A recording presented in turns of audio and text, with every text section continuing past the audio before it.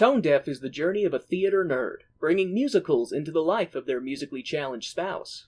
This show is rated explicit for mature content and strong language. I'm sorry for me. Spoilers are in every episode, so if you haven't seen the show we are reviewing, you can always check back in later with us. We'll be here when you get back.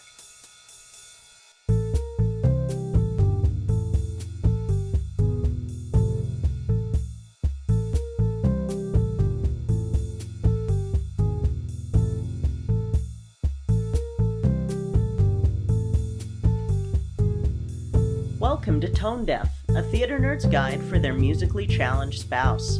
I'm Kay, a musical theater nerd. And I'm Warren. I'm musically challenged. So thank you all so much for your continued support of our show and for listening in and just, all your support. It's really wonderful, and I love that everyone is coming on this journey of Warren seeing musicals that he's never seen before, of seeing musicals that...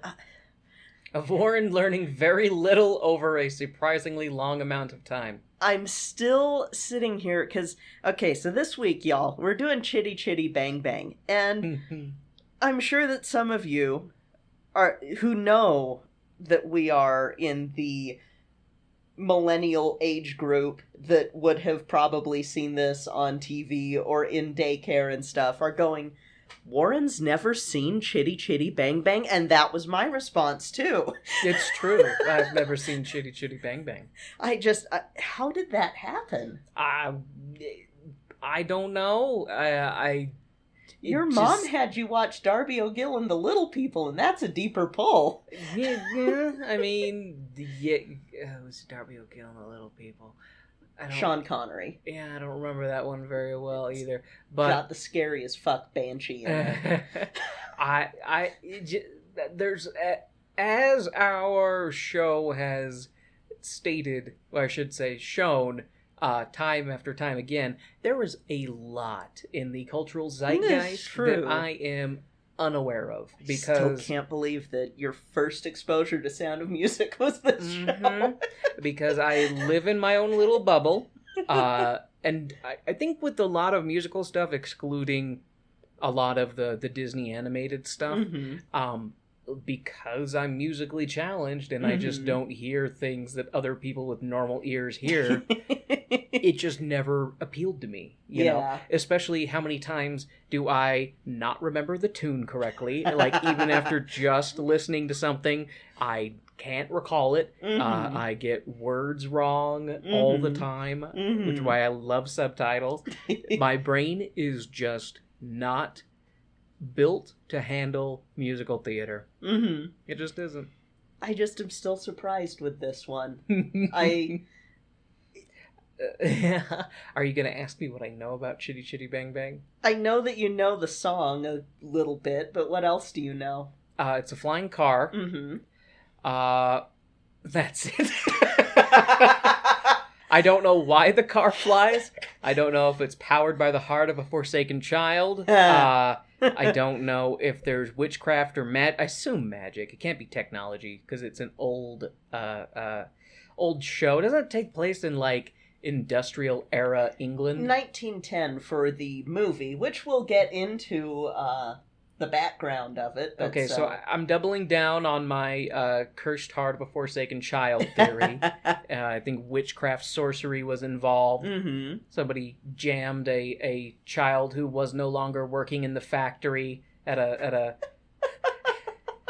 at a productive level, and they were like, we'll still get use out of you, child. Oh my god. So going Frostpunk with that, okay. Wait, what? Have you... Oh, it's the game that I've been playing off and on. I've not played Frostpunk, but what do they do with children? I know there's child labor. Oh boy, is there child labor. Do they kill the children when they can't be used anymore?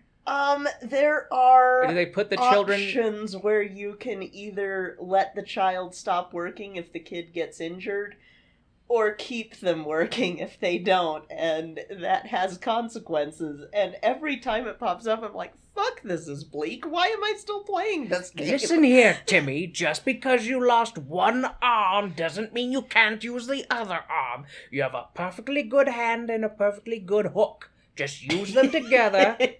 Pick up the coal so that we can keep the generator going. Everyone has to do their part or we're all going to freeze to death. God, that game's fucking bleak. Anyway, I love it, though. So... You would. I would. So, like I said, the Chitty Chitty Bang Bang was a staple of childhood for a lot of folks, being played in daycares, preschools, after-school cares for all of us 90s kids, except for where Warren was, apparently. But Warren, doing subliminal messaging to our listeners. I would say maybe subliminal insanity? I wouldn't say it's messaging. Did you know the Chitty Chitty Bang Bang has a lot of connections with James Bond? What? Oh, was it written by the same writer who made... Okay. This sent me down a goddamn rabbit hole because of my hell brain. So I'm going to try not to sound like the embodiment of the Charlie Day meme right now. This is connected not only by Ken Hughes, who directed Chitty Chitty Bang Bang, was also one of the directors for Casino Royale, the 1967 version that's a parody loosely based off of the Bond novel Casino Royale. But, and there are more connections like this. We have the film being produced by, and I'm not fucking making this name up or any of this, I swear to God, Albert Romolo Broccoli, a.k.a. Cubby, who produced a lot of the James Bond films, but that's not all. Mr. Broccoli of the Broccoli fortune, yes. When I read that name, I was just like, what? Definitely an alien who's thinking that he's passing as a human by naming himself after an earth vegetable. But then, we covered this. Broccoli is not an earth vegetable. It was not brought here by spacecrafts, okay? The Mercora had a tragic end, and the only thing they left us was broccoli. But how did broccoli survive the impact of that killed the dinosaurs? Because it's broccoli. So is broccoli the cockroach of vegetables that it just won't ever die? Broccoli feels like the cockroach of vegetables. I don't know how long we're going to have broccoli coming out of our garden now. Once it has been planted, it will not die. It can only be devoured. Delicious, delicious broccoli. Anyway, but, okay, so we've got the director from the very first Bond, not first Bond movie, but the Bond movie based off of the first Bond book. We have the producer for all the Bond films, and the book that Chitty Chitty Bang Bang the movie is based on is Chitty Chitty Bang Bang, the Magical Car, which was written by Ian fucking James Bond 007 Fleming himself. When I was going into this, I was like, oh, this will be straightforward. Easy peasy childhood whimsy. And then here comes Ian fucking Fleming to make me go, wait, what?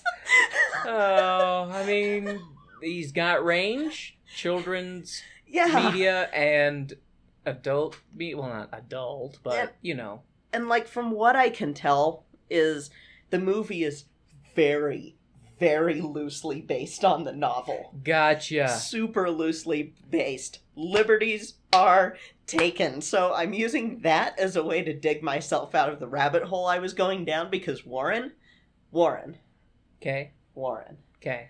I was this close to just devouring a book in a night just so that I could do a comparison between the book and the movie.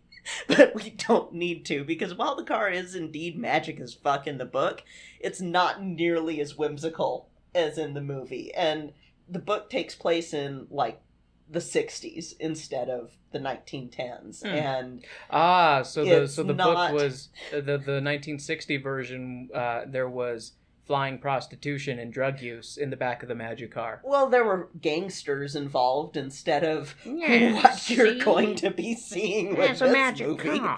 There's a magic car flying around in the sky, see? If we can get our hands on that car, see? We can use it for all sorts of smuggling, see? No, goes over borders, over checkpoints, no one's gonna know, be the wiser, see? And like, there's gonna be a romantic subplot in the movie that is not present in the book, because in the book, your protagonists are already married with kids. It's not inventor with 2 kids, like single dad, meeting a woman. So there's no making of children in the backseat of the magic car? No, there's no making of children in the backseat of the magic car in any of these versions, but... Now in the porn version, porn parody. Jesus Christ. Chitty Chitty Bang Bang, indeed. Bang Bang Chitty is what it's called. So, all right. Back to my notes. Like I said, this is based on the novel by Ian Fleming. These were in turn based on stories he told his son for bedtime. And after his heart attack that he had in 1961, he started writing them down. But unfortunately, he passed before the book was published in 1964. But when it was published, it was one of the best sellers of the time. The screenplay for the version, or for the movie, was written by Mr. James and the Big Fucker Friendly Willy Wonka himself, Roald Dahl, and fucking Christ, this feels like a Roald Dahl movie.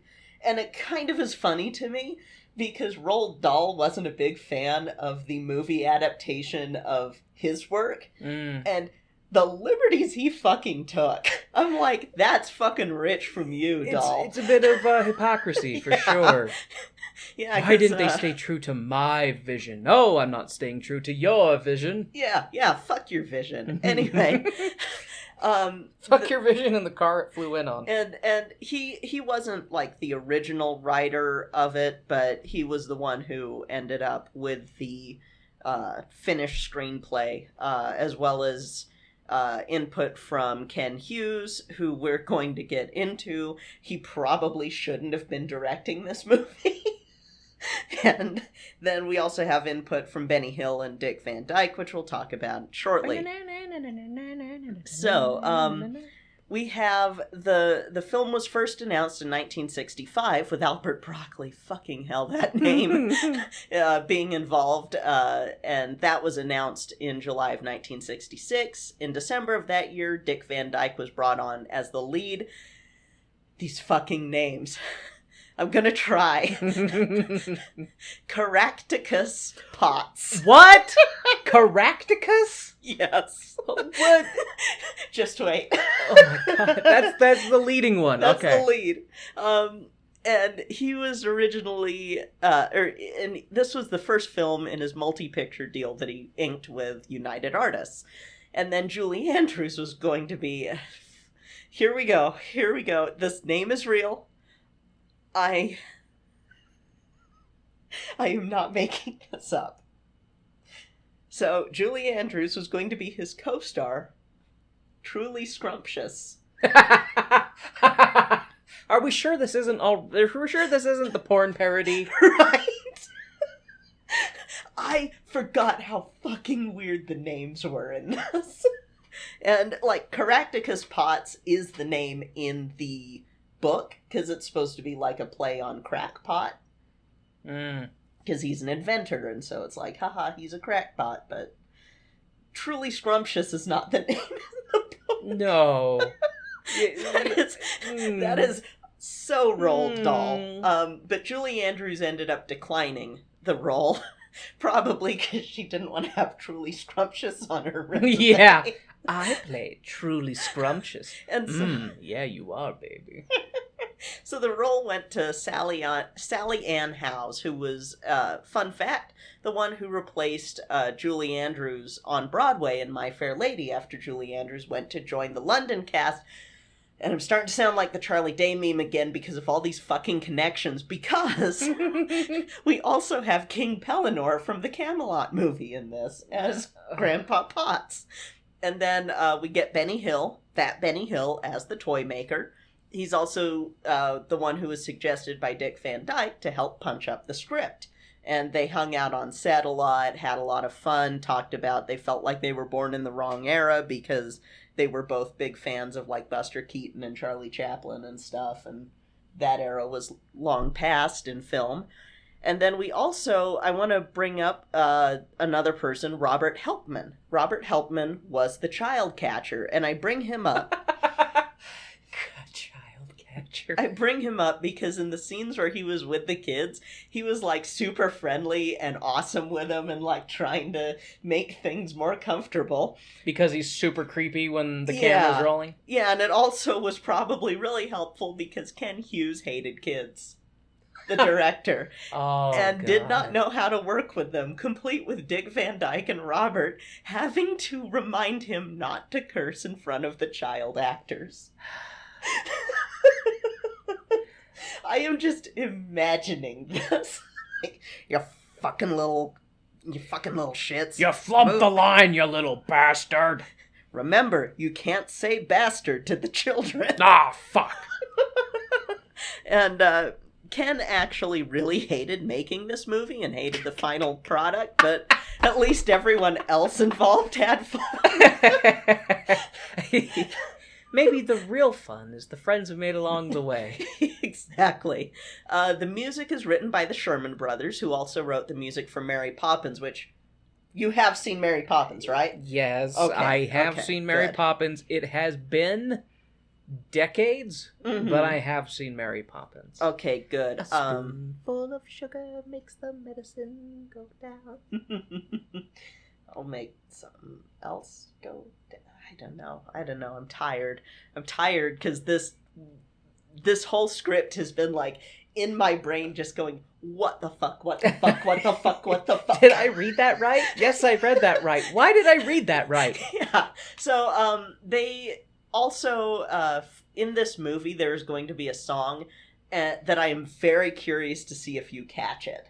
Because it was parodied by Family Guy, and it was a fucking deep pull that they took a song from this. It is not Chitty Chitty Bang Bang, but I'm almost certain that you will recognize the song instantly.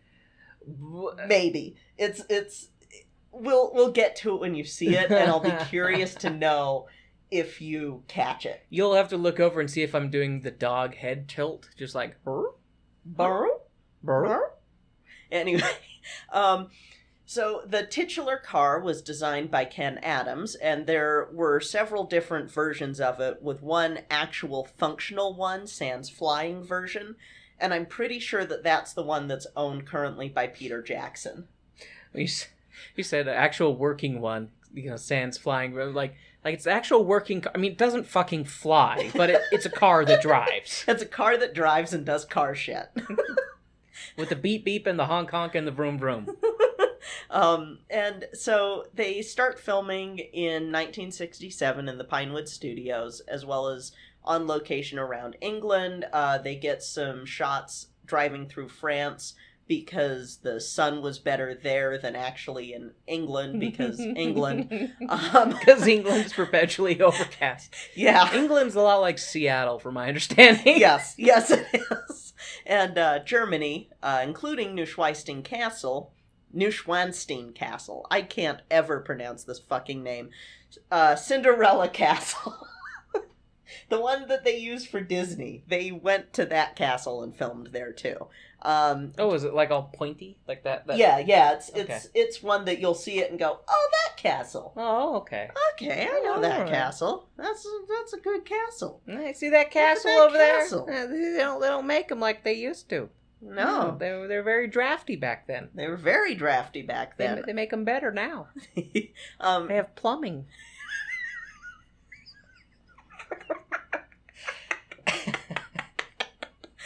Oh my god. So, during filming, there were some mishaps. One of them being the child catcher cart tipped over with said child catcher inside. And so IMDb talks about that Dick Van Dyke recalled Helpman being able to swing out of the carriage and literally skip across the crashing vehicle.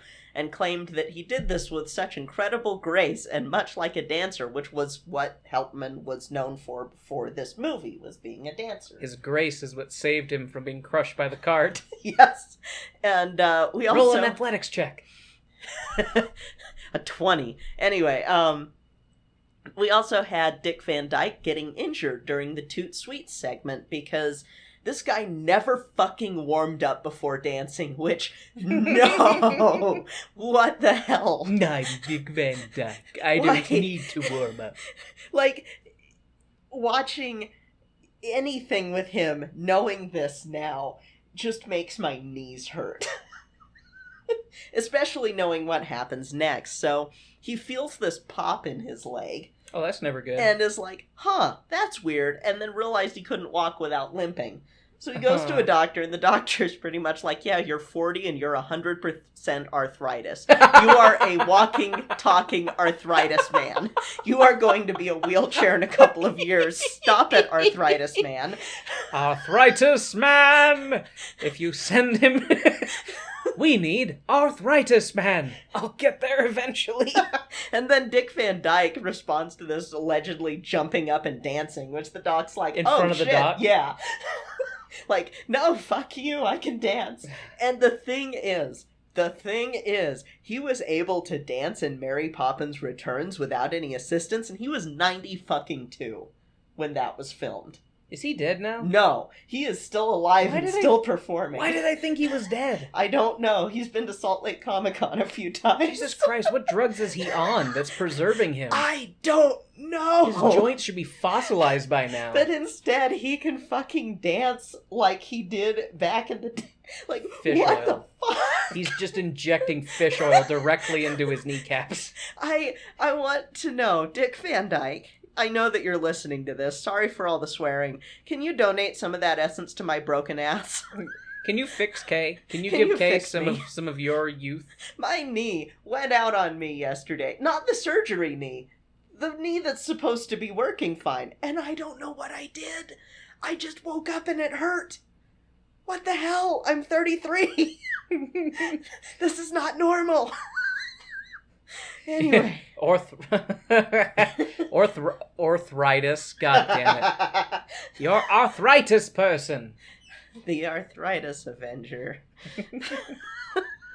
Anyway, the limping, I don't know. The limpers assemble. Beat you with my crutch. Anyway, speaking of the dancing, there's some impressive as hell stuff that goes on. There's going to be a toy box dancing scene, which I know will freak you out. That's impressive. Oh, God. Because Sally Howes filmed it in one take. Dick Van Dyke's contribution to the scene is him mimicking a puppet on strings, which was apparently done with the assistance of him being on a 2-meter-long string while the puppeteers were moving what they needed to so that he looked like a marionette. Yeah, it's pretty cool. The film was expensive for the time and for the studio, ending up costing about $10 million. Now, this being tone deaf, and us talking about a movie musical being released in 1968, using these context clues, Warren, do you think the film made back its budget or not? I want to say yes it did, but just barely. The film only earned $7 million. Oof. Yeah. That's a big loss. Somehow this isn't in the movie musical Apocalypse, but it's probably because it wasn't Fox, which was the main producer of movie musicals, because they kept trying to recapture their success with Sound of Music. And looking at their track record, especially later movies, I'm kind of like, that seemed like a fluke. Why? So Fox produced Sound of Music, which is very anti-Nazi, and now Fox is like all Nazis. So there is a little bit of a difference between 21st Century Fox, which is the film arm, and the Rupert Murdoch Fox News arm of Fox. But they're all owned by the same old asshole. Well, not anymore. Not anymore. 20th Century is now owned by Disney, which makes Maria a Disney princess, so... I know, but I'm still just like... Yeah, it's a little weird. It's a little weird, because then you think about Fox affiliates and the fact that our Fox affiliate in Utah is not actually part of that Fox network. It is part of Tribune Media, which is, they're not Sinclair, so it's the most left that you'll ever get in Utah. Because, fuck, I hate this state sometimes. A lot of times. Especially right now, because it's... Ugh. It's being hotboxed, but not in a fun way. Yeah. The fun of sitting in a fishbowl. See, okay, the Salt Lake Valley is the perfect description of why you should never put your fish in a fishbowl. Because stuff just stays. It just stays in. It gets cloudy. And it gets horrible, and you can't breathe in it, just like if you put goldfish in a fishbowl. Don't put goldfish in a fishbowl, folks. Y'all don't get Kay started on the proper treatment of goldfish. Yeah, I'm going to move on in my notes so that I don't get on a soapbox. So, the reviews for this one did not help, and this one from Time Magazine is probably my favorite. This was a contemporary article. It has lines like, written by Robert and Richard Sherman, Mary Poppins, the 11 songs have all the rich melodic variety of an automobile horn. And at a time when violence and sex are the dual sellers at the box office, Chitty Chitty Bang Bang looks better because it's simply... It looks better than it is, simply because it's not all bad. Lots. Okay. However, this was the 10th most popular movie in the US during its release, and again, it is a cultural fucking milestone because The Flying Car and Dick Van Dyke and songs that will get stuck in your head until the day you die. It's not perfect. It's probably not even great. I know that I watched it as a kid, but never really watched it more than when it was on at daycare or at a summer day camp, when they would go, do we watch this one or Matinee with John Goodman? Kids like the Cuban Missile Crisis, right? Yay! Have you ever seen Matinee, by the way? Because that was a fucking choice. No, I haven't. Is it actually a musical about the Cuban Missile Crisis? It's not a musical. Oh. It's a movie that came out in the 90s that John Goodman is like this horror movie mogul and decides to market a movie in Key West at the same time as the Cuban Missile Crisis. And it was a fucking choice when they played that for my age group at day camp. I think I was like 9 or 10, because it was like the last year that I was doing day camp before I told my mom, I'm like, Mom, it'll save money. Just let me stay at home. I don't want to deal with these fuckers. I'm a big kid. I can microwave my own food. I won't burn the house down. You've seen me cook. It's okay. You taught me how to make roast lamb at like 7. I will read and watch TV, and that is it. Yeah. It was one of those, like, I do not want to deal with these people ever again. I might have... Matinee... Did it... Because it was pretty new when they decided that was going to be the movie that we fucking watched. It was like... It's probably it was probably a movie choice more for the adults than for the kids, and they were like... The sort of adults, because it's that era where they were having, people that were our age being watched by folks who are Gen X that we go, you were only 10 or so years older than me. Gotcha. Yeah. Bigger kids watching little younger kids. You should not have been in charge.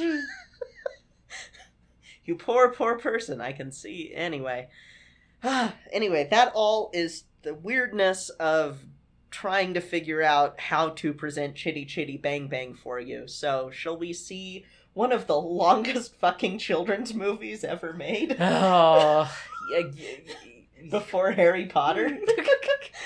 Like, seriously, before Harry Potter, this was the longest kids' movies. God, I hope they don't do a Harry Potter musical. There's a play. There was a lot of racism surrounding it because they cast a black woman as Hermione, and people got horrible about it. Yeah. I remember it and went, wow. Well, Let's go Chitty Chitty Bang Bang. Can we just skip to the bang part? I mean, we do have something to present to our audience, and I don't think that iTunes would let us present that, so... I guess that's true. No. Plus, what would we do with the rest of the,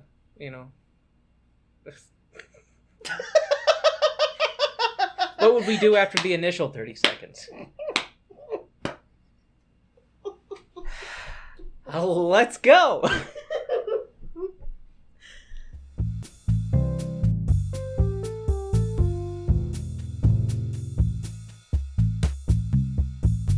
Hey, Warren. Hey, Kay. Do you know what time it is? Is it time to thank our Patreon sponsors? It is! Woo!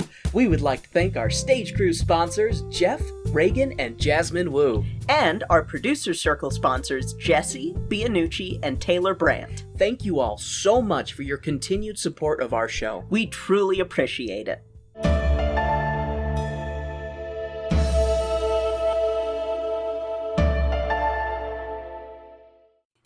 Everybody has a story, and not all of those stories are clear black and white issues, even when we think they are.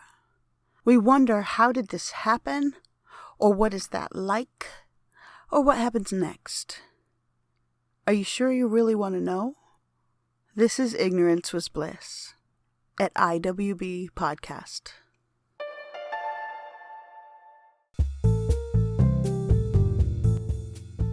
And now, the lights are going down and the music's starting back up, so let's head back to the second act of our show.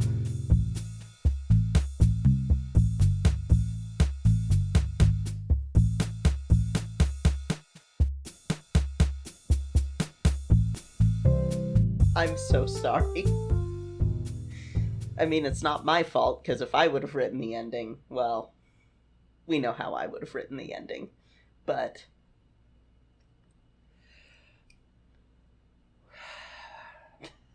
So, Warren, how'd you like Chitty Chitty Bang Bang? Or rather...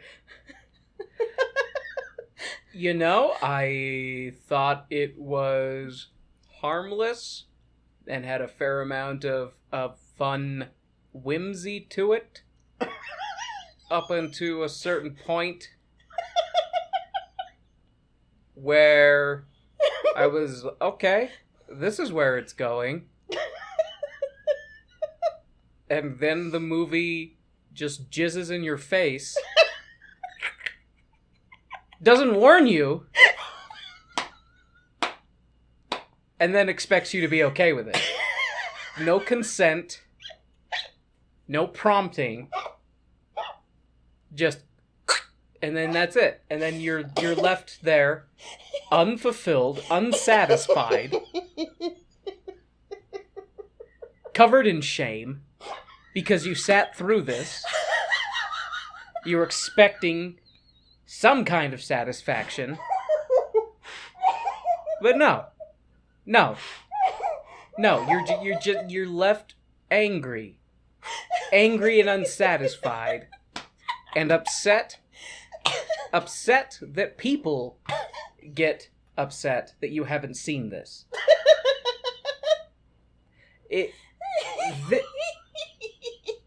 This is a musical punch to the face. It's a musical slap in the balls. And I don't like it. It makes me... I do not let my calm demeanor fool you. I was raging. There was profanity. There were threats of violence, and because this is an audio medium which can be used against me in a court of law, I am choosing my words carefully now that they're being recorded. And what I will say is fuck you, shitty, shitty, bang, bang. Fuck you, shitty, shitty, bang, bang, shitty, shitty, bang, bang, fuck you. So... my notes Okay. So I will say I wasn't my saying I was upset at you not seeing it was No, I don't mean you. No. I don't mean you specifically. Wait, are people legit been mad at you for Well, no, well, you're not the first person who's been like, "Wait, you haven't seen that?" Like, you know how people they'll be like shocked that you haven't seen something. Yeah. Chitty Chitty Bang Bang is one of those things that growing up as a kid, people were shocked that I hadn't seen Chitty Chitty Bang Bang. Now that I've seen Chitty Chitty Bang Bang, I'm shocked that they were upset that I haven't seen Chitty Chitty Bang Bang. I wish I could find those people and be like, what the fuck did you get out of Chitty Chitty Bang Bang? What is wrong? They got some weird-ass fetishes. I'm going to take a sip of my lime seltzer while I gather myself, and then I'm going to read these notes. Because I have a lot of notes, and I have thoughts about this show after writing these notes. And there's things that I need to say that you, my darling, sweet, wonderful Kay, are going to be subjected to. Because I was subjected to this. And we need to talk about my feelings. That is the most important part of any relationship. Talking about feelings? Yes, and tell me where the magic flying car and the child catcher touched you. As the words came out of my mouth. Okay. And that's not a great joke. All right, one more sip.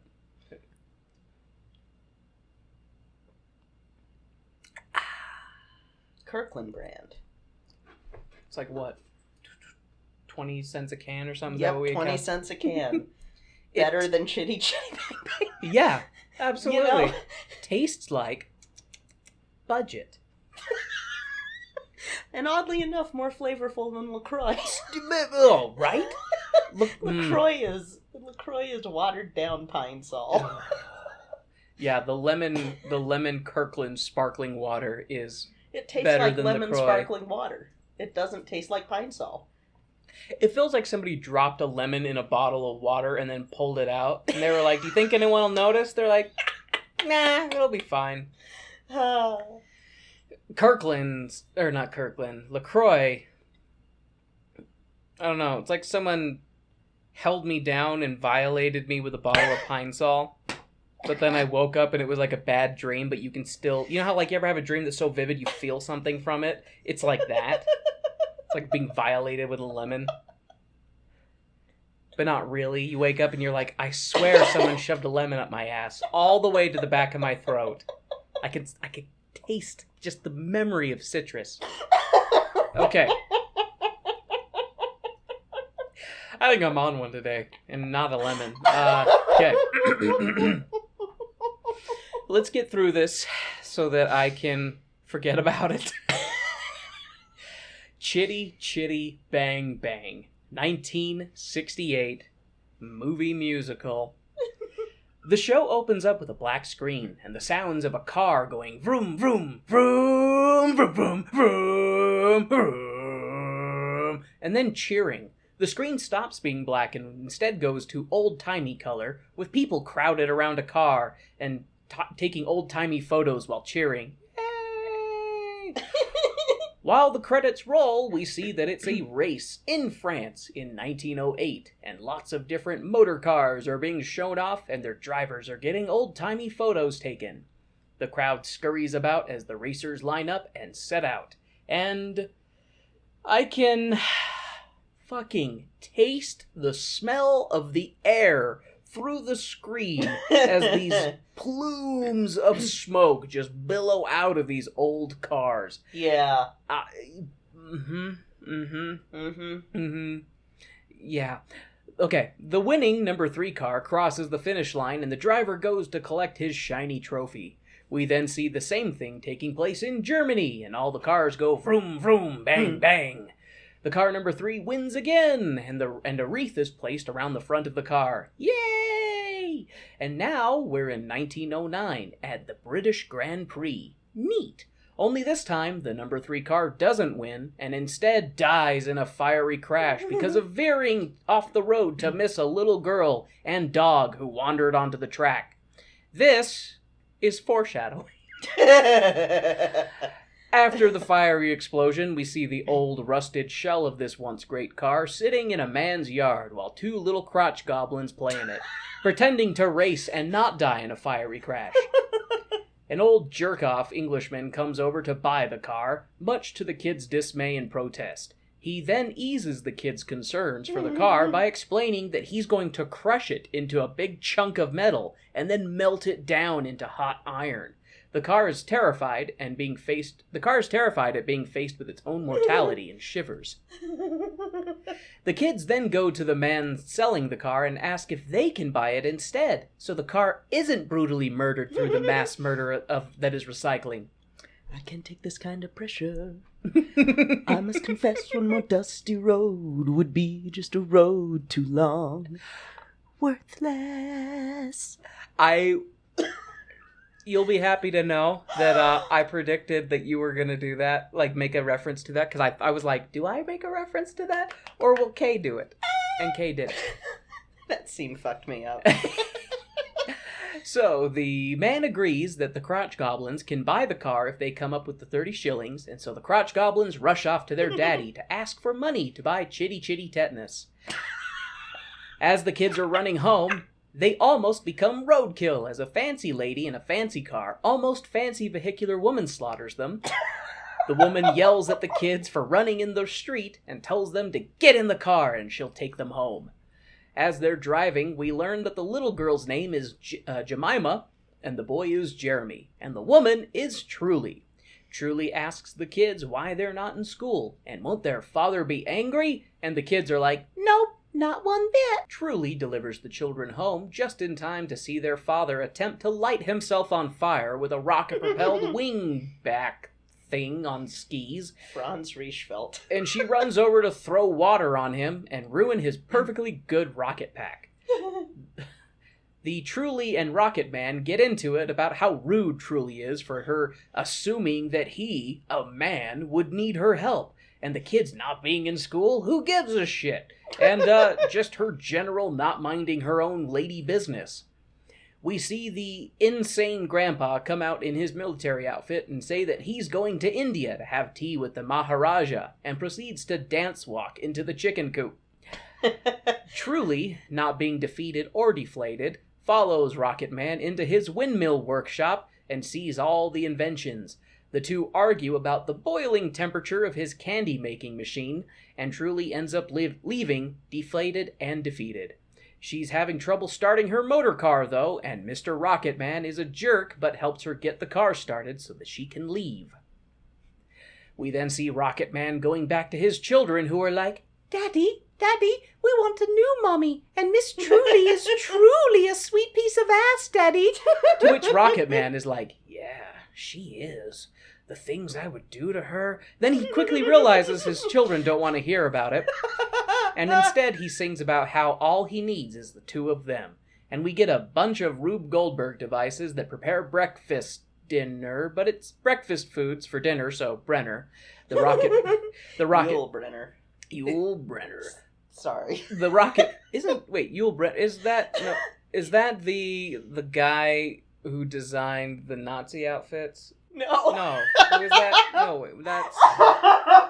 Wait, Yul Brenner. Why? Okay. Why is that name familiar? And who am I thinking of that did the Nazi outfits? Ergo Boss. Ergo Boss is Hugo Boss. Hugo Boss.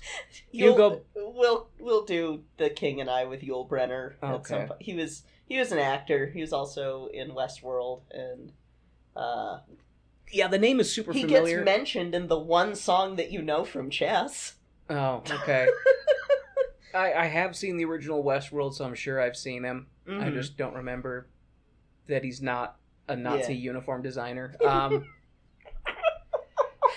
So, yes, Rocket Man is using his witchcraft machinery to make Brenner for his children. The Rocket fam sit down to eat, and the kids catch their dad up on the whole mean old junk man is going to burn up our special car, but Mr. Cog said that if we get the 30 shillings, we can have it instead. And the dad is like, fuck. Well, we can work something out, because I want you guys to get your car. And the kids cheer and kiss their father and grandfather goodnight and rush off to bed to have sweet dreams about riding around in their Tetanus mobile. The grandfather then tears into his son about not having a real job and making promises that he doesn't keep, like fixing the leaky roof in his bedroom. We then see Rocket Man back in his workshop where he's looking at his sweet treat machine, and the dog blows through one of the candies and it makes a whistle, and Rocket Man gets an idea boner. The next day, we see Rocket Man. Oh, I do want to point out that the song that he sang with the kids, while that is one of the songs that Family Guy has covered, it is not the Deep Pull song that Family Guy did that, again, I was like, what? That one's coming up. It is coming up. Much like an idea boner. The next day, we see Rocket Man and his rocket spawn with a bag full of idea boners at the local Candy Baron, only to have Truly show back up and let it be revealed that she is the crotch spawn of the Candy Baron, which makes her truly scrumptious. Fuck. Oh, God. Rocket Man decides to leave since there's no way the woman he insulted the other day will allow him to pitch his idea boner to her father. But Truly likes Rocket Man's idea boner and helps him get a meeting with her father, who, really doesn't give two shits of hot, sugary syrup about Rocket Man's fruity flute. But at Truly's insistence, Rocket Man follows Candy Baron into his factory and continues pitching his sweet toot. Eventually, he bursts into song and is able to charm the Candy Baron with his idea boner, but it turns out that the sweet toot has an unfortunate side effect of doubling as a dog whistle, and all the feral dogs within earshot come into the factory to cause havoc. And the feral dog within earshot here runs out of the room. Yeah. She did not like that. Yeah. The Candy Baron yells at Rocket Man and threatens to call the police on him, thus effectively deflating his idea boner. That night, the kids are like, "It's okay, Daddy. It's not your fault that you failed so hard. We don't need our magic car. You can use the money for your series of failed inventions instead, Daddy." And the dad leaves to sing a sad, sad song about how he's such a rocket-powered failure. Rocket Man is all sad and shit and looks into the distance to see a cart on the horizon, and he gets an idea to go to the circus and try to peddle his inventions there. At the circus, Rocket Man is competing with the other carnival barkers and eventually outbarks them all by getting a volunteer for his automated and hygienic haircutting machine. I guess Rocket Man gets too excited and pedals too hard, causing his hair-cutting machine to shave a circle in the volunteer's head, which understandably pisses him off, and a wacky chase ensues with Rocket Man running every which way to avoid having his teeth knocked down his throat. Rocket Man finds his way into a performance troupe and ends up participating in singing about how everything's better with a bamboo shoot, or something. A bamboo shoot, everything is better with a bamboo shoot. You put it in your mouth and you give it a toot. That's what you do with the bamboo shoot. That's the deep pull. That a bag of weed, everything is better with a bag of weed. You don't need crack and you don't need speed. Everything's better with a bag of weed. Anyways. And that's why I laughed so hard when we watched that episode. Anyways, the performance was satisfactory enough that people gave the troupe money. Enough money for Rocket Man to buy the Tetanus mobile, and we see him in the next scene honking the horn of it while it's being towed back home by his horse. The kids are ecstatic, of course, and the grandfather gives his son shit for buying a car that doesn't drive. We then see the kids encouraging their father to fix it. "Go on, Daddy. Daddy, fix it for us, Daddy." In the following minutes are Rocket Man and his montage of slapdickery as he's fixing the car with all sorts of odds and ends, like using a boat and shit. The kids are ungrateful, of course, and complaining about how long it's taking for him to fix it. But much like Jesus, on the third day, or however long it took, the car emerges from the barn, all resurrected and shit. And the kids lose their fucking minds. Rocket Man decides to take his family on a picnic in their shiny new car. Well, shiny newish car. But Grandpa refuses. Might as well be a new car. Man. But Grandpa refuses because he's insane and he thinks that he's going on a mountaineering expedition to Alaska. You know, the grandpa kind of reminded me of the grandfather from Soap a little bit. Shit, I don't really remember the grandpa from Soap. I remember the rich douchebag who cheated on his wife, and I remember the other guy who was his counterpart with the normal family, but I don't remember. My gosh, some of the best scenes in Soap are with him. Because he's the one who was shell-shocked in the war, and... Yes. Yeah. I do remember him, because I don't know why I didn't remember him. Don't they call him the Colonel? Yes. And, oh my gosh.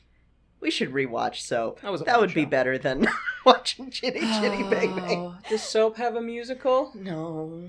I wish. I wish Soap had a musical. Yeah. I would like a Soap musical. I wish Soap had a final season and not ended on the way it did. You know, that's a series I wouldn't mind if it got a revival. Or a continuation. Yeah. Like a logical continuation. Just pick it up in the modern day era. But with all those soapy tropes and all that good stuff. Back to this. Then we could start a soap podcast and I don't have to get into the part of Chitty Chitty Bang Bang that made me so angry. I can't do a soap opera podcast because they always put the mic right up on them and it just soap podcast. Just Soap the TV show. Yeah. Ooh, that would be a fun side show. Anyway. Yes. This diversion over. Yes, that's right. Grandpa thinks he's going to an expedition in Alaska. As the kids and their dad are driving, Jeremy comments on the noise the car is making, and Rocket Man explains that the car is talking. All cars talk. And they determine the car is saying, you guessed it, dear listeners who have not seen this show, Chitty Chitty Bang Bang. And thus, the classic song is sung. And the song ends just in time for an almost head-on collision with Truly, who veers off the road and into the pond from earlier, where she almost killed the kids on the same road. But for some fucking reason, she's not able to back up out of the pond like she did in the earlier scene, and is instead like, what the fuck am I supposed to do now, huh? I can't just back out like I did in the earlier scene. That would make too much sense. And Rocket Man instead goes over and carries her out of her fucking car 12 feet to the road. Truly is all bitchy about the car, but is persuaded to leave it and go on a whimsical seaside adventure, complete with a fucking creepy song about the kids singing to Truly about how truly scrumptious she is. And it's like a scary cannibal song. Like, oh my god, I'm not okay with it. Do people not know what scrumptious means? I mean, you use it for food or something sexual, and that's it. If someone says you're scrumptious, they want to eat and or fuck you. So these three singing back and forth about how they're truly scrumptious sets my spine a-chillin'. I know language changes over time, but the thing is that you are 1,000% right on this, because they use like delicious. They use No, I'm not a fan of that song either. But your reaction, I am a fan of. You say what I feel in my heart. Outrage is a white man's privilege. Yeah, as what's his name says from The Boys season 2. But anyways, after the fuck all creepy song, Truly goes to Rocket Man to tell him how great his children are. The kids are spying on the two of them and being like, are they fucking yet? I want Truly for a new mommy. The scene changes. I still think they're clones. Especially with his line later about being their nursemaid and all of that. The kids are clones. There was no Mrs. Potts. He just jerked off on a chicken egg and put it in the oven, and then 9 months later. But it was a double yolk. It was a double yolk. That's how he got twins. And then he went, this is excellent for my experiment. I'm going to revolutionize the child labor industry. Clones don't have human rights. They're property. How can I be abusing myself? They came from me. And a chicken. And a chicken. But That's why their heads jerk around and so. But chickens don't have rights. Especially not in 19 whenever England. The inn kids had about the same amount of rights. Anyways, after the fuck... yes. Are they fucking yet? I want Truly for a new mommy. The scene changes and Jeremy is in the back of the car going, I'm looking for pirates. And then the show gets weird. The kids ask their daddy to tell them a story about pirates. And then they see a boat on the horizon, which spurs Rocket Man to tell a story about Baron Bombburst, the ruler of Bulgaria, and the most evil man in the world, who has sailed all the way to England to steal the fantastic Chitty Chitty Bang Bang. And then you get a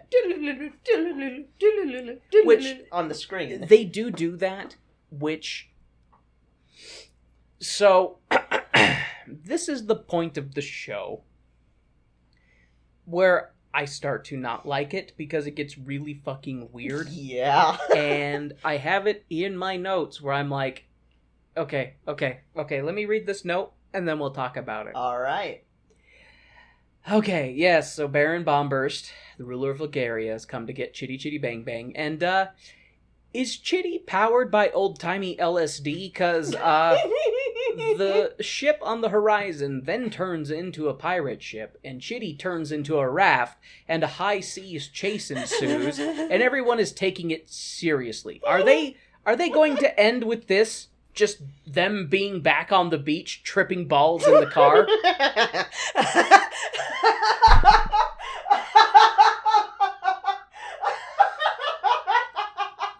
So,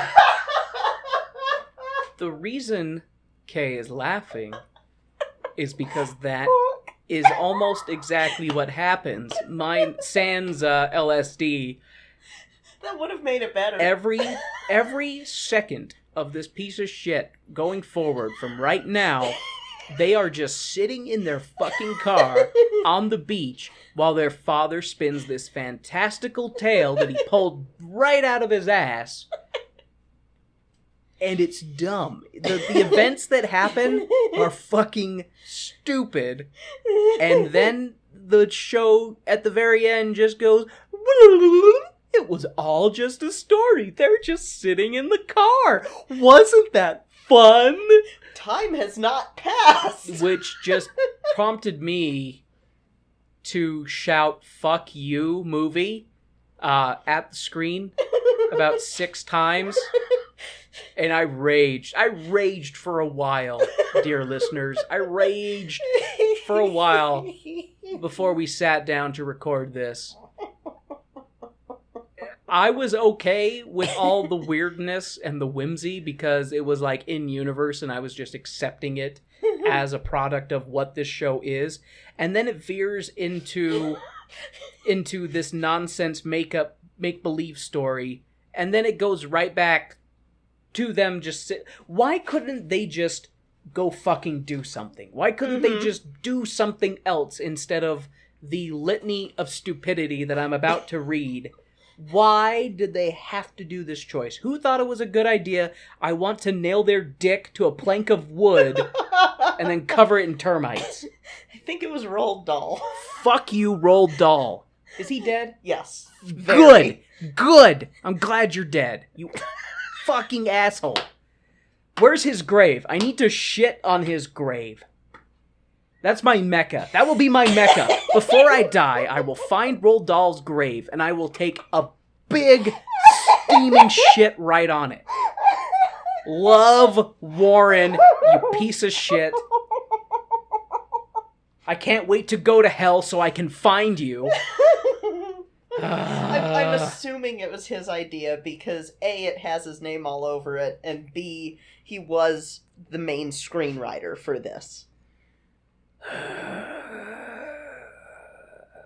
And remember, he got mad at the changes made to Willy Wonka. Well, Charlie and the Chocolate Factory, the bookman. Whatever the fuck. Anyway, he got mad at Willy Wonka when he did this to Ian Fleming.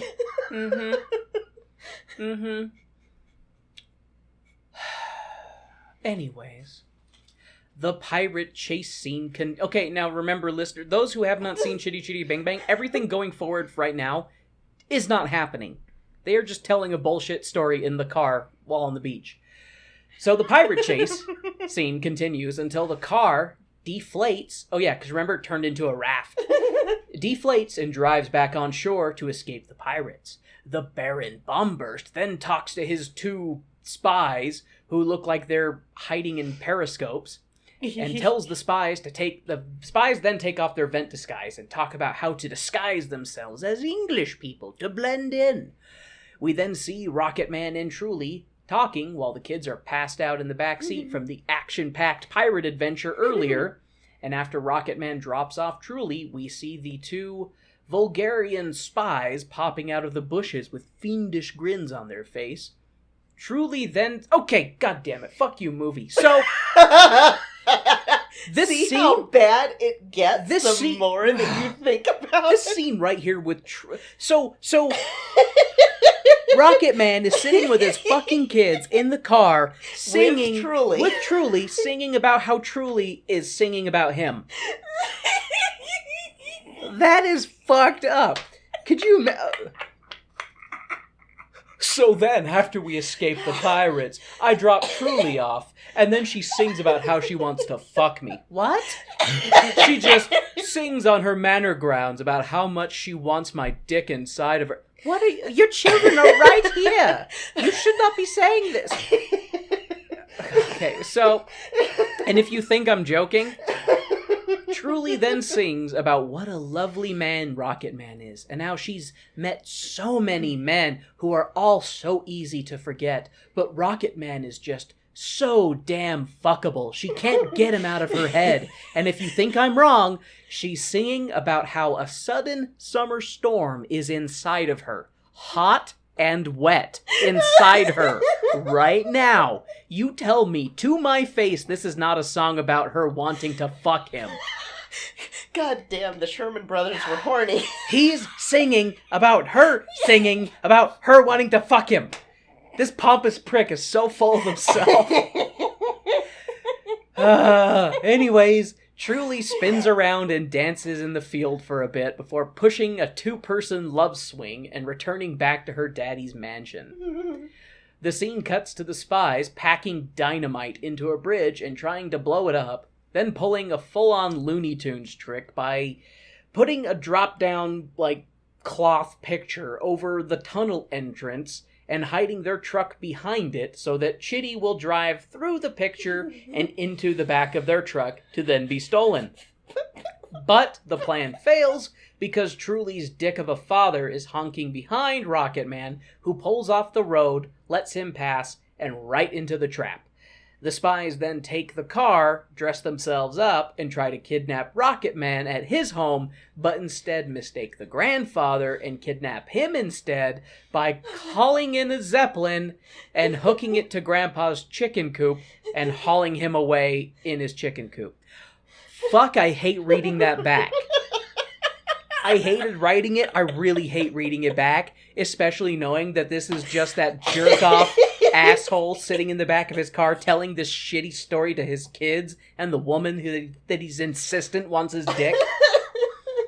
I wish I had funding and talented people that I could say, here's the skit I want you to do.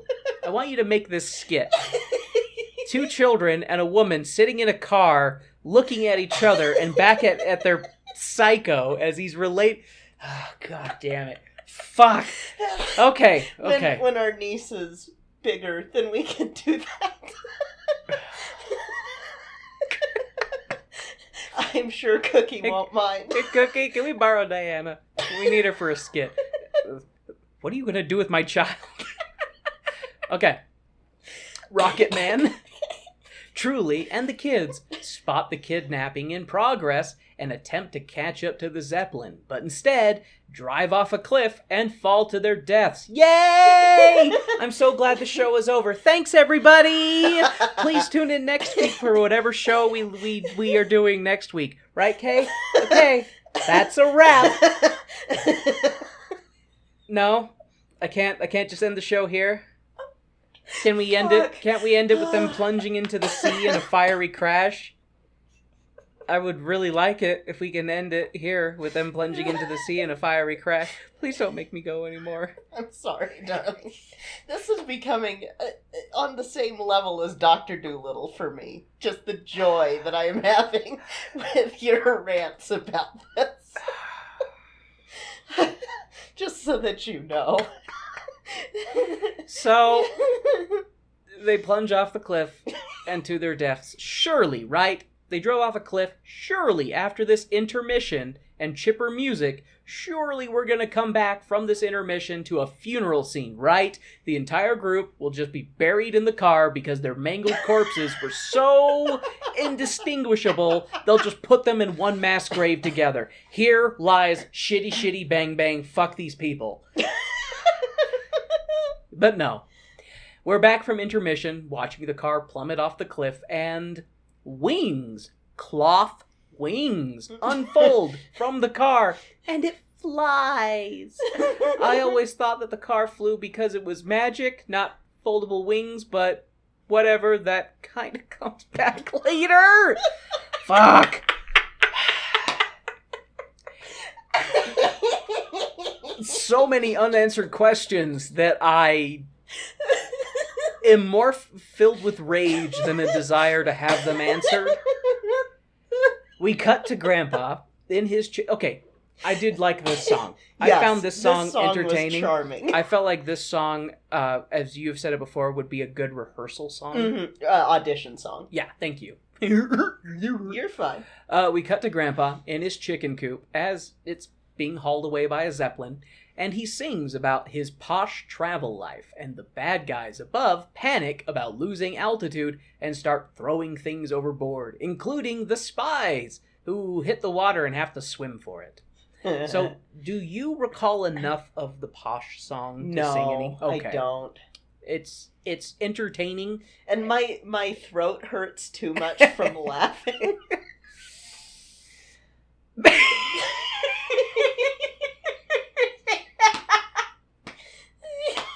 Oh.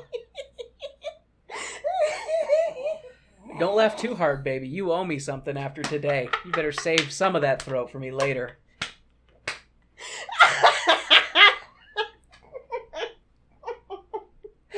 Cutting back to the less than magical car as it's nighttime and the kids are asleep, and Truly wakes up to be like, where the fuck are we? And Rocket Man is like, big shrug, scrumjiddlyumptious. Fuck if I know. Fuck if I know. Somewhere over the Atlantic, I think. And he explains that the car knows where they're going. Yay! The car knows. Follow the car. It's all the homing pigeons he crammed into it. See, and I thought that was how they were going to explain how the car flies. Well, I jammed 10,000 pigeons into the engine. And they're just flapping in there. That's how a car flies. It makes as much sense as foldable cloth wings, if I'm being honest. And at least that would explain why the car knows where it's going, because of the pigeons and their fucking magnetic noses. Oh my god. Not just, I don't know, I'm just letting the car steer itself, because that seems like a good idea. I'm gonna die. My father's been abducted by some Eastern European evil guy, and I'll just let my car steer itself to go save him. You know what? Next time we're driving somewhere we've never been, no. Fuck it. I'll just let the car decide how we get there. No. Come on, car. We have a GPS. Just listen to the GPS and turn... No! I mean, that's about how Tesla's self-driving cars work anyway, so... Oh, man. It's funny because people have died. Anyways, the bad guys arrive back in Bulgaria and welcome their guest/hostage/kidnapped crazy old guy that they've mistaken for an eccentric inventor, Grandpa. And he tries to explain that he's not an inventor, and the Baron calls the executioner. So Grandpa quickly backtracks and is like, what would you like me to invent? And Grandpa's directed to his prison away from home, where he's directed to alter the baronial car and make it float on water. If he succeeds, he'll be made some title of importance. If he fails, he'll be killed and fed to the dogs. Grandpa then goes and talks to his forced labor colleagues, who tell him what a living hell this place is, and all the horrible tortures they have to endure, like thumb screws and the rack. And one of the guys is like, when I came here, I was a little person. And he's like a fucking NBA player now. Anyways, the unpaid workforce gives a rather entertaining song about how the ashes of failure grow the roses of success. And boom! They blow up the baronial car. And you know, that scene is pretty great compared to the rest of the movie. Like, the scenes with the grandfather are really some of the best moments. And because I love that song. And I wish that, I don't know, that song there makes me wish that maybe they had just played it straight, because then it wouldn't be that these moments of brilliance come from this lunatic in the car telling the kids and Truly a story that's a self-insert AU. That's exactly right. It's a self-insert AU. He's just going, life is not going my way, so let me tell you about how I wish life was going for me, this great inventor who's super horny. Chitty Chitty Bang Bang, self-insert, all lemons. I can't believe I made a lemons joke with Chitty Chitty Bang Bang, and I apologize. I can believe it. You're fucked up. But that's why we work. Because yes. I'm also fucked up. Yes. And Latte is like, can you guys stop? So, okay. Stop with the Chitty Chitty Bang Bang car. Yep.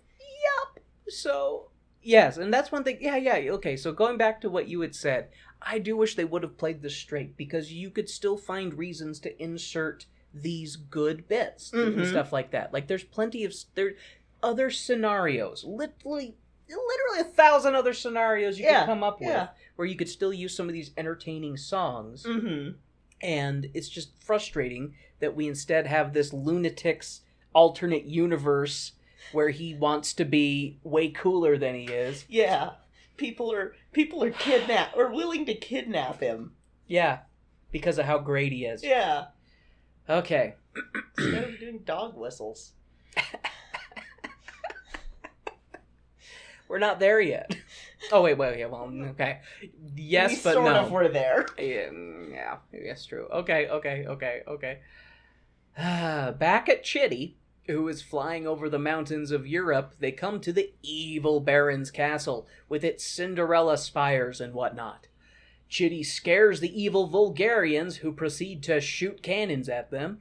Rocket Man lands the car in a nearby village, which Rocket Man doesn't know the name of when he invented the villain who is the Baron of what?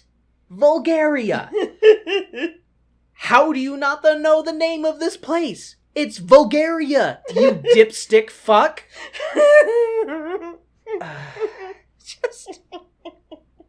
I have no idea where we've landed in this story that I've made up. Here, to defeat the Baron of Bulgaria. Where are we? So the Baron sends out the guards, and the child catcher, who, yeah, that guy's creepy. Your response, just, Jesus, fuck! Uh-huh. That was so great. Uh-huh. And I now understand and empathize with your creeped outness of the child catcher. When I would make jokes about like a child catcher because I hadn't seen this and I didn't know there was a child catcher, it was just me being a sick twisted fuck making jokes. And you were like, "Oh god, that reminds me of Chitty Chitty Bang Bang and the sick twisted fuck who's the child catcher." I'm like, "Wait, there's a child catcher in Chitty Chitty Bang Bang? You mean, oh, you Chitty Chitty Bang, that Chitty Chitty Bang Bang. There's a child catcher in it." Why? Now I know. And I don't like it. I'm quite upset. Stop laughing at my pain. Okay. So, anyways, the group of not Vulgarians are trying to be incognito, but they stick out like broken thumbs. The villagers are staring at them when they hear the sounds of horns, and everyone fucking scatters and runs inside.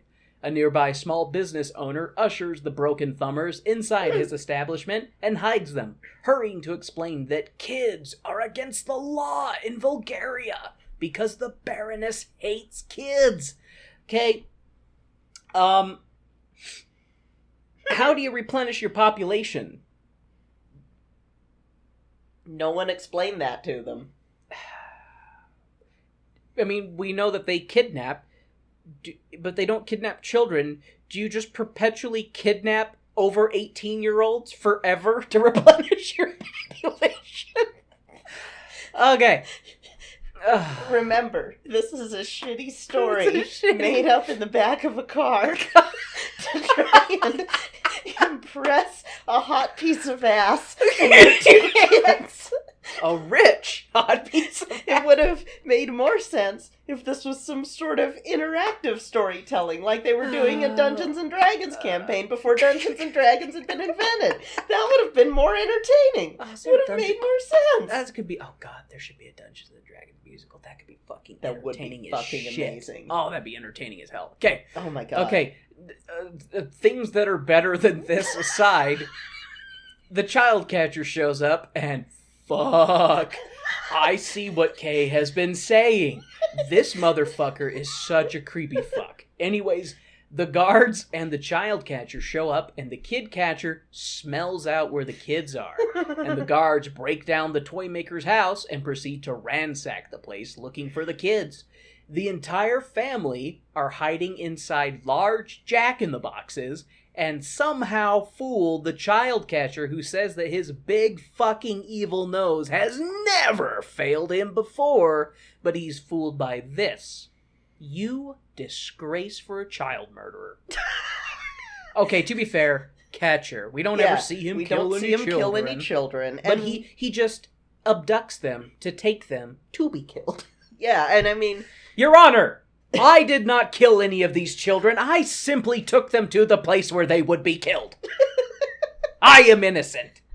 Which I do wonder, like, what was the end game with Jeremy and Jemima? Because, I mean, we'll get to it, but all that they're doing is putting him in a cell.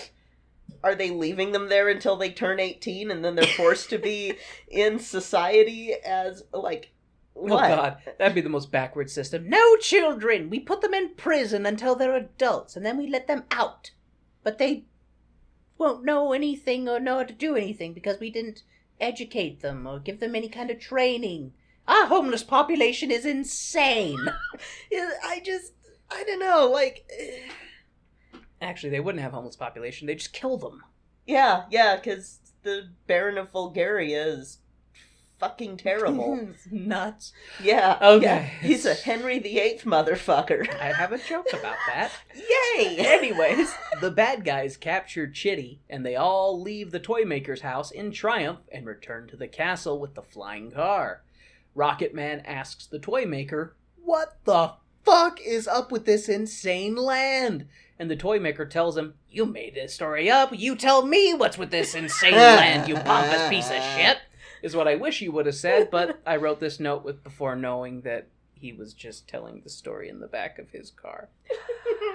So, the toy maker tells him to take his family and his scrumptious lady and get the fuck out of Bulgaria. But they're like, "No! We have to save Grandpa!" And Rocket Man leaves the kids and Truly in the toy maker's basement and leaves with the toy maker to infiltrate the castle. At the castle, the flying car is brought in, and the Baron demands that the Grandpa take him and his Baroness for a ride.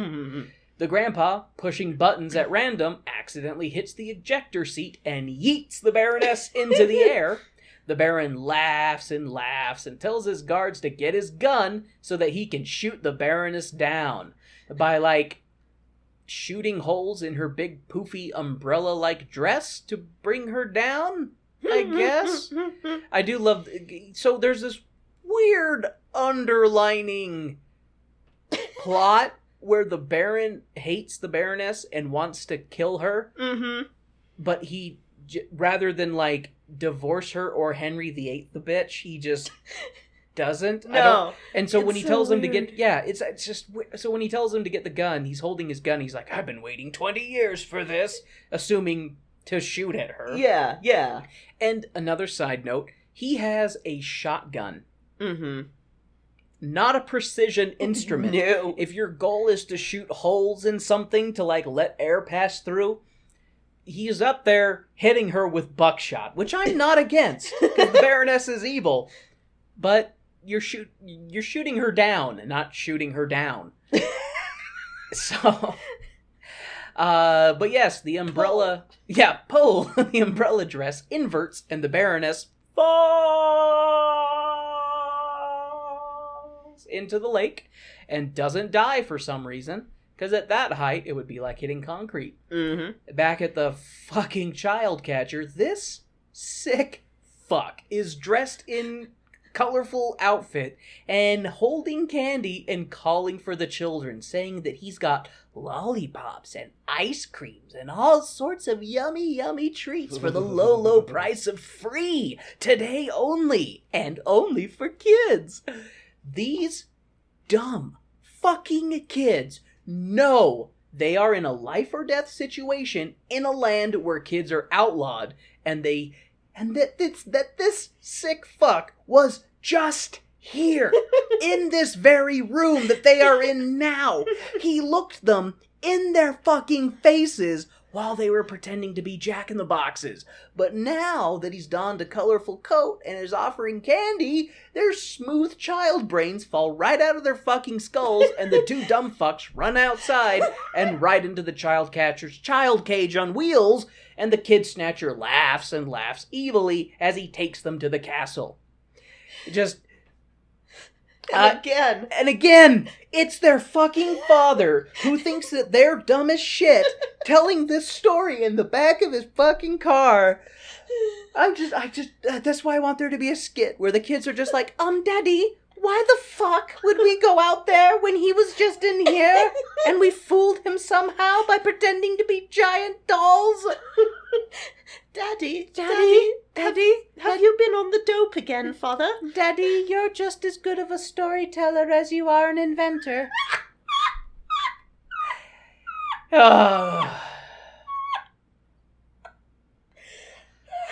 Okay, Rocket Man and Truly watch the dumb fuck kids slapdick their way into mortal danger and are taken by the toy maker to where the village is hiding their kids. In some underground place, they've apparently been hiding them there for 12 years, and when one of the kids asks Rocket Man if he's there to save them, he and Truly just fucking sing to the kids, and the toy maker comes out to be like, that's it? A song? The fuck? And Rocket Man is like, it's that shitty Baron's birthday tomorrow, right? Let's give him a birthday he's never going to forget. And everyone cheers. Side note, they're in Bulgaria. Everybody in Bulgaria has talked with a German accent, but for some goddamn reason, when they're in this underground area with all the kids who have been in here, the kid that asks him, are you here to save us, is talking with an English accent. Yeah. Why is he not talking with a German accent? Could they not coach this kid to talk with a German accent? Even a bad German accent would have been better than a misplaced, out of context English accent. It's because Caractacus's accent slipped when he was telling the story. You must have been. Shitty storyteller. Okay.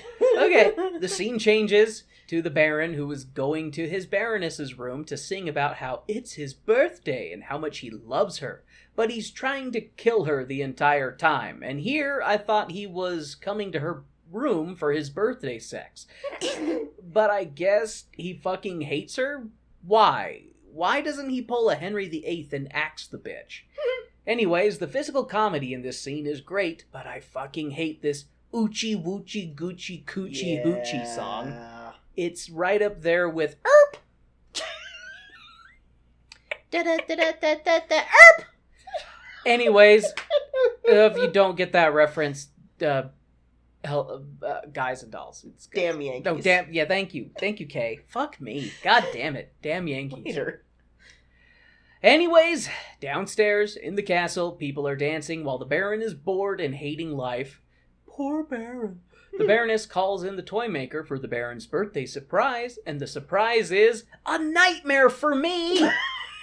They bring in a big music box toy that has Truly dressed like a doll and singing about how she's a doll under a spell, waiting for love's kiss. And when her nightmare song ends, we get Rocket Man, who is a dancing doll, acting like a wobbly-legged marionette. And these two creepy fuckers are like Chucky-level horror giving me nightmares. And I'm a 34-year-old man who hates this entire scene with a primordial passion that I cannot quantify in a manner that doesn't make me seem foolish. But you know what? I don't care. I hate this. I hate this so much. I want this to be over so that I can never watch this ever again. Fuck me. Later. So, Rocket Marionette Man is singing to Truly horrifying doll lady, and everyone applauses except me and the Baron, who is like, just a minute. And he goes down to inspect the dolls because he's like, is that painted flesh? It sure doesn't look like wood. And when he honks Rocket Marionette Man's nose, he sneezes and then launches into another dance, and the Baron joins in because everyone in this movie is a moron. Anyways, It's all the lead. there you go. Rocket Marionette Man sneaks a hook into the Baron's lederhosen and gets him hauled into the air. Children then emerge from every nook and cranny with rope, nets, and weapons in hand and proceed to launch a coup d'etat against the nobility of Bulgaria. And when the guards are called in to squash the rebels, they slip and fall on the ground, because of course they do. The kids, like, threw some Yeah, jelly there was, like, or it was some... candy, you know, it was Yeah. slippery jelly treats and shit, but, you know, it's not oil, it's not, and they didn't cover the whole fucking floor, it's just like this one strip, and it's just fucking stupid. Anyways, Rocket Man and Truly leave amongst the chaos and free their children, all while the mole children go French Revolution all over the place and let in the adult villagers who join in the revolt. They corner the child catcher and net him. The Baron gets dropped from his rope and scurries along the floor with the Baroness to escape through the cellar. They go down a garbage chute and right into the child catcher's child cage. The mole children and the villagers of Bulgaria have successfully completed their coup, and all that is left is to execute the Baron and... Wait, Chitty comes in, and they pile in to Chitty, and they fly away before we get to watch the execution. I feel cheated. And, God, wait, what? Fuck you, movie! God damn it, you all to the deepest pits of the worst part of hell. They're just back at the fucking beach, finishing this stupid story that they made up while tripping on LSD.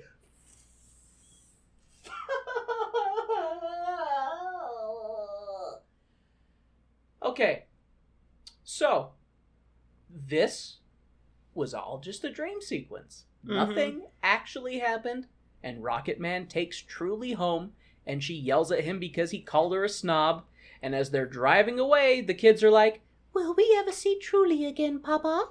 and Rocket Man is like, she's kind of a snob, so we'll see. Anyways, they get home to see that Daddy Scrumptious is in their driveway, and he's in their house playing toy soldiers with Grandpa, and it turns out that Grandpa was Daddy Scrumptious's boot shiner or some shit. Small world, right? And to top it off, those stupid flute sweets that Rocket Man invented, well, they suck for humans, but dogs apparently love them. So Daddy Scrumptious is here to have Rocket Man sign a contract to be rich with his woof sweets. Candies for dogs. Yeah, you heard me right. Anyways, before Rocket Man signs the contract, he rushes out and gets into Chitty and hauls ass down the road, almost hitting Truly, who for the third time veers off the road and into the same fucking pond. Rocket Man runs into the pond, scoops up Truly, tells her that her father is at his house, which she already knew, and that he's going to be rich, which Truly is excited for him and all, and Rocket Man is super happy that he's succeeded in something, completely ignoring the fact that he rebuilt a destroyed car. And while holding Truly in the scummy pond, the two kiss. And then they get in Chitty and fucking fly away. And the Chitty Chitty Bang Bang song comes back in. And the closing credits. Fuck this movie. I hate it. The end. So, there's some things to unpack real quick. Okay, so as we've been complaining, the whole Vulgaria adventure was just a fever dream in the back of the car. He drops off Truly, and over the course of the discussion, she gets upset because he called her a snob. But then, when he's rushing to go find Truly, and they almost hit each other, she's no longer angry at him. And so not angry that the two mac, and she makes the comment, "Now you have to marry me." Welcome to the 60s. Whoa, oh, oh, oh, oh. And then the car flies away. Yep. No wings this time. No unfolding cloth wings. Just thousands of pigeons crammed into the engine. And the car just flies away. Just panicked cooing. I'm glad this show didn't make back its budget. I'm glad it was a financial failure because it's an artistic failure. And, it's one of those things where, like, the choreography is really good, the singing's good, the dance, there are positive elements about it. Yeah. There are individual positive elements, but as a whole... it's not... I rewatching this, I went, oh, that's why I don't remember anything. Like, other than the music and the dancing, is because the plot fucking sucks. And as soon as it got to the little... I was like, oh, fuck, that's right. I don't like that. I wish they would have just played it straight the whole time. Oh, yeah. Because it just makes Rocket Man extra fucking insane. That he's just telling this stupid, horrible story in this car to his children and his fuck interest. Complete with her singing a song. Complete with her singing a song about how she's all hot and wet for him.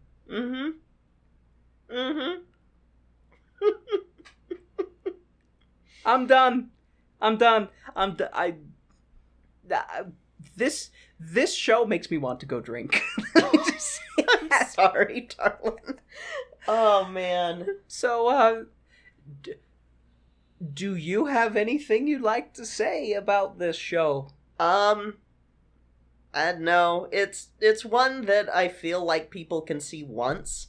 There is... If you must. Yeah, there is a stage version of this.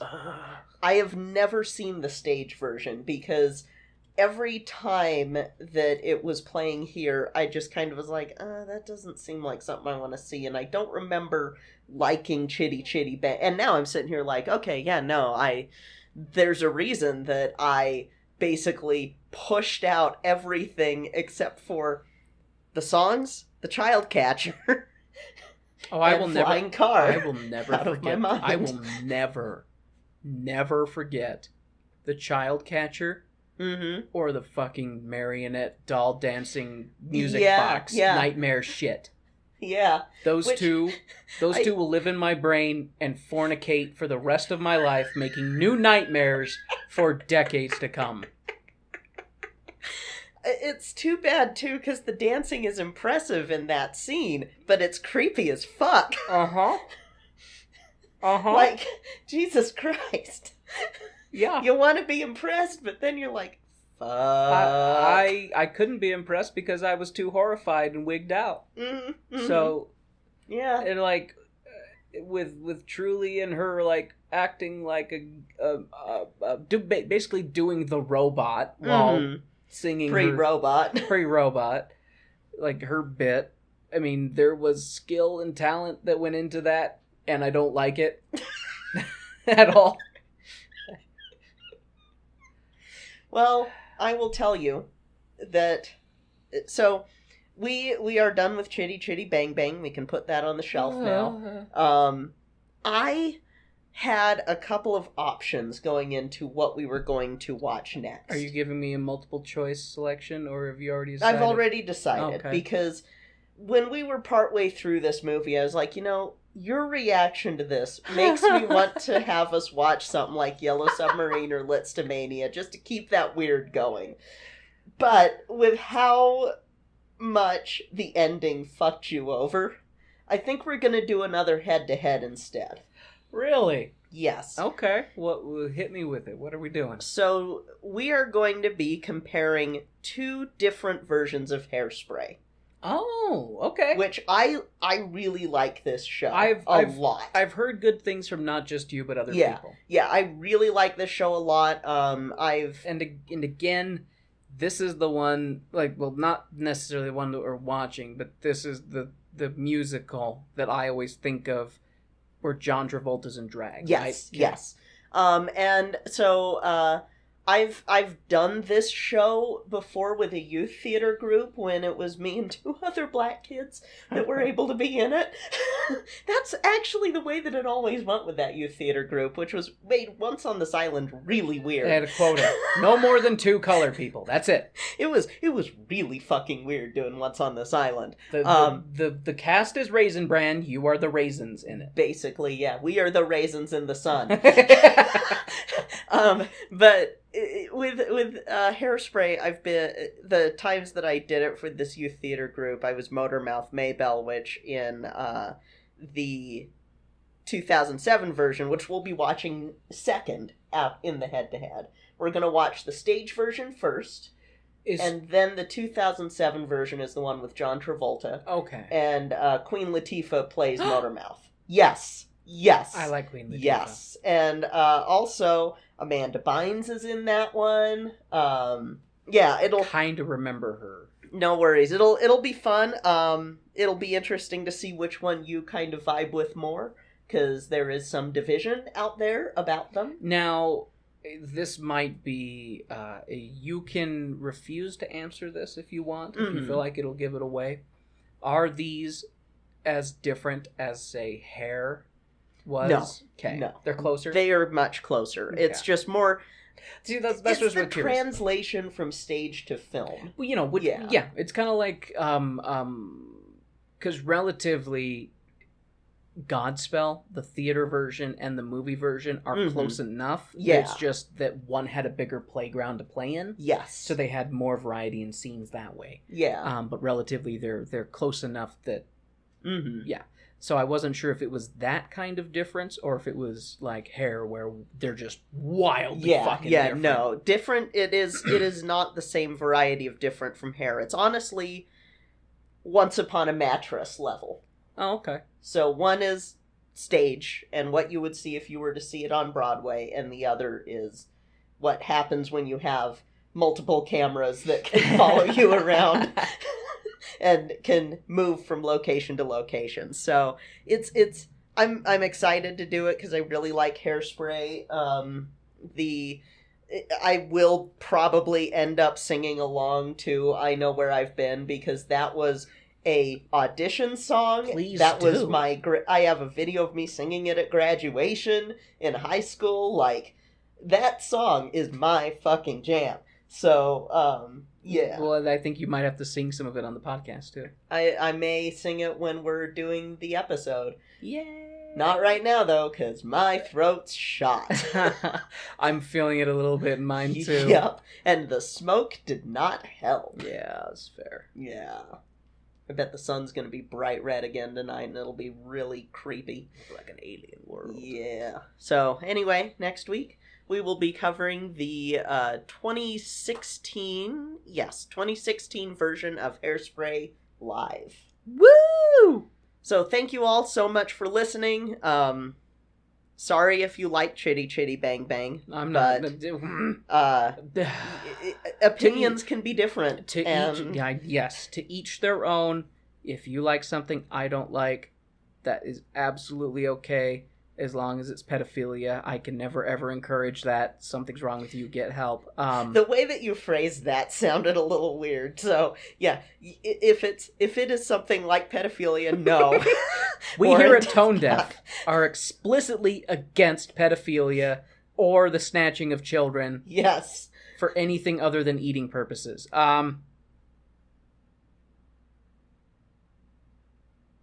Don't look at me like that.